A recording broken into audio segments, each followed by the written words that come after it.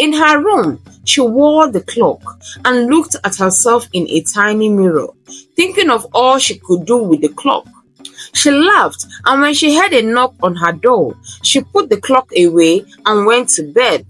Her grandmother opened the door to see her sleeping and then wondered where the voice she heard came from and left for her room.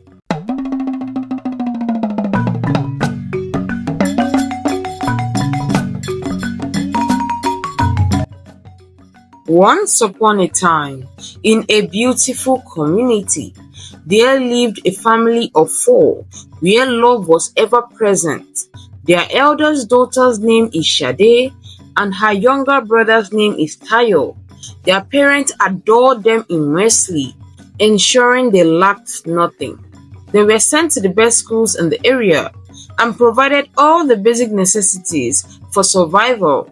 Sade, though a very beautiful and pretty young girl, was overly spoiled and loved to cause trouble.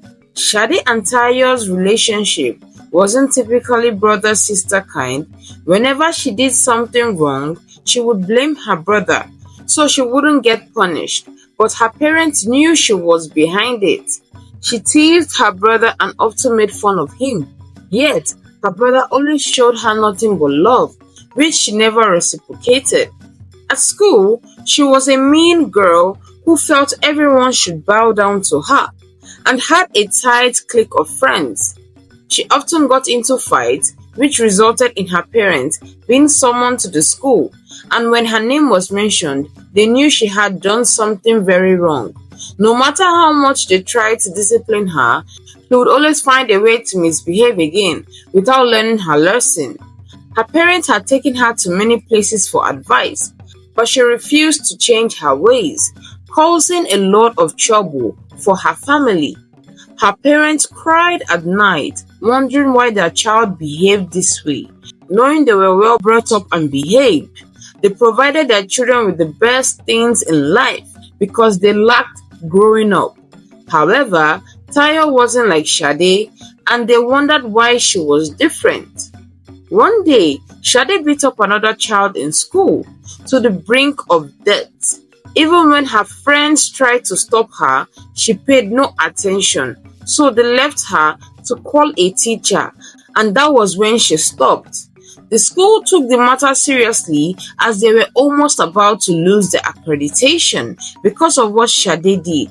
The parents of the child were adamant that the expulsion was not sufficient punishment. They sought to have her incarcerated, but her mother quickly took her to her maternal grandmother's home to cool things down before they came back for her. Sade was not even remorseful and was still trying to find a way to live and return to her life, as she wasn't used to the village life, but she was stuck there. Her grandmother, Ronke, was so happy to see her and spend quality time with her grandchild, but Sade wasn't having it and couldn't wait to return home. Her grandmother called Sade that night, expressing her sadness over what she heard about her, and told her not to push the people she loved aside, as she might look for them one day and not find them. Sade thanked her grandmother for the advice and left for her room, not wanting to take her advice to heart, but just wanting to leave her presence. That night, Sade thought about how to escape and return to her parents, as she did not want to stay in the village anymore. She decided that she would go to her grandmother's room the following night and steal her money, so she could return to town. She smiled and slept. The next day, her grandmother did not leave the home, and all efforts to make her leave did not work. Sade was so angry and decided to try again another day. One night, her grandmother told her she would be visiting a friend and would be back very late, asking her to stay at home and not leave the compound. Sade replied saying yes to her grandmother, and they went to bed. She smiled in bed as the time to perfect her plans had come. The following day, she bade her grandmother goodbye and immediately swung into action. She went into her grandmother's bedroom and started searching through her grandmother's things, one after the other, but wasn't able to find any money. She kept going rummaging through her things for hours but still wasn't successful. She was already getting tired and was sure her grandmother would soon be home, so she started arranging her items back in place. As she was about finishing and wanted to close a basket, she felt a strange item in a box and picked it up. When she looked inside, she saw an old cloak and put it on her body to try it on. Instantly, she noticed the part of her body it covered disappeared, and she was amazed at the sight of this. She was still looking at the clock in amazement when she heard noise from a distance and noticed it was her grandmother.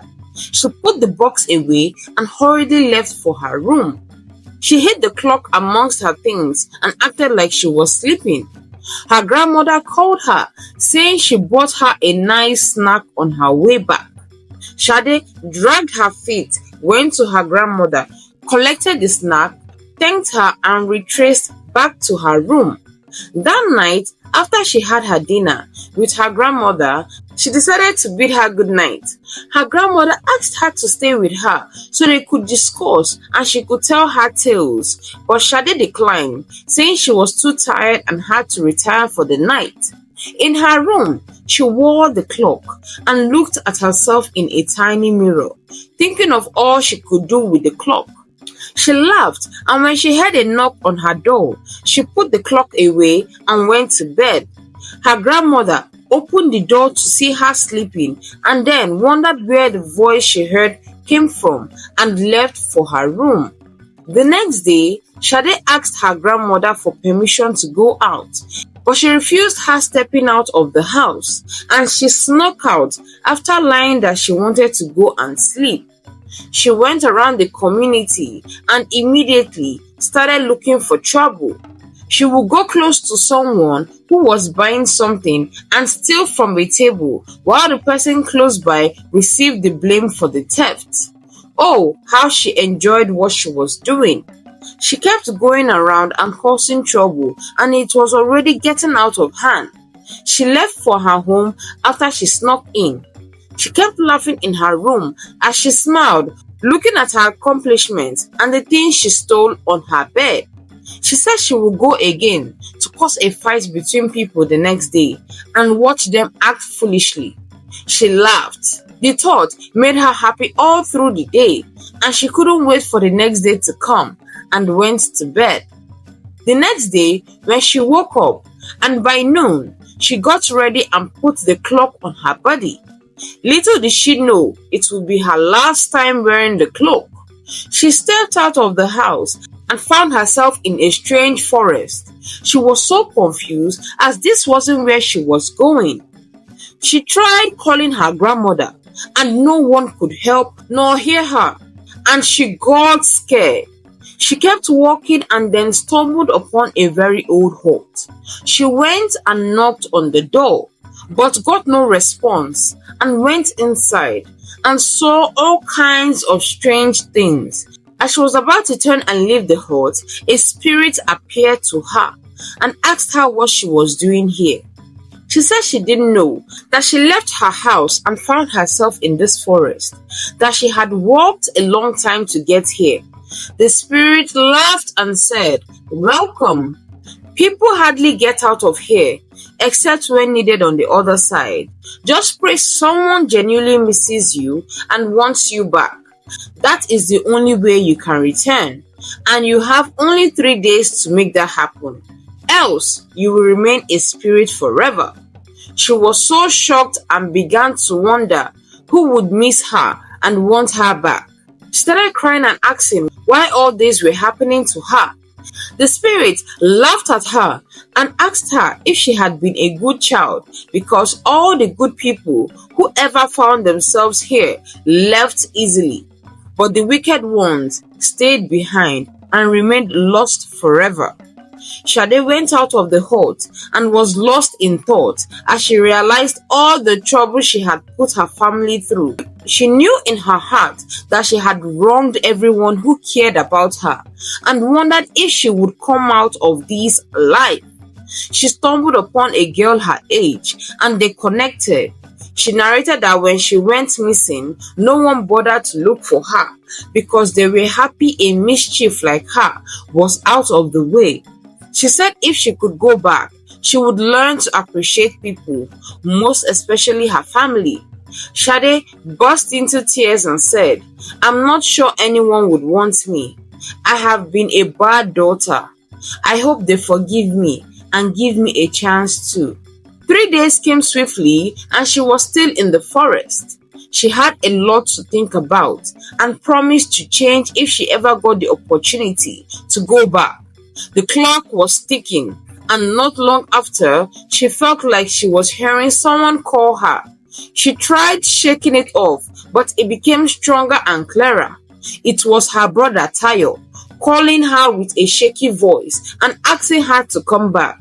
And the spirit told her it was time for her to go back and asked her to wear the clock one more time, that it would take her back. She waved her friend goodbye and she vanished from the forest. She appeared in her room to see her brother crying, and she went and hugged him tight. He was startled when he saw her, but was so happy to see her and hugged her back. He yelled, calling on his parents that his sister was back. They rushed in and saw her and asked her where she came from, and her grandmother saw the clock on the floor. She asked Shade if she went into her room, and she apologized to her grandmother that she went to her room looking for money to escape to go back to her town, but it ended up backfiring against her as she saw the clock and did not know it would put her in a lot of danger. They all went to the parlor where her grandmother narrated a story, saying this clock has been passed down from generation to generation, but was meant to be used only if you encounter danger. But one of her forefathers started using it for his selfish gain and was sucked into the clock. Though meant for protection, if you do evil, it will suck you in. And if you don't have any loved one who wants or cares about you so much to want you back, you will be gone forever. The clock can't be burnt or destroyed, as they have tried. It can't even be buried. It's our family's inheritance, and it is meant to be passed down from one generation to another.